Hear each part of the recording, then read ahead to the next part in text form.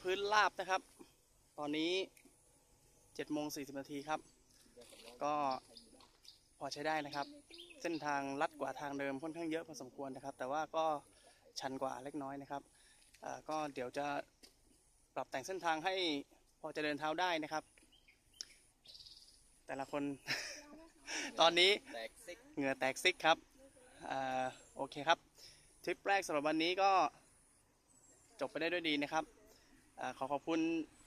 ตัวอ้นนะครับแล้วก็ทีมงานเหมือนMIDทุกคนนะครับแล้วพบกันใหม่ครับโอกาสหน้าสวัสดีครับ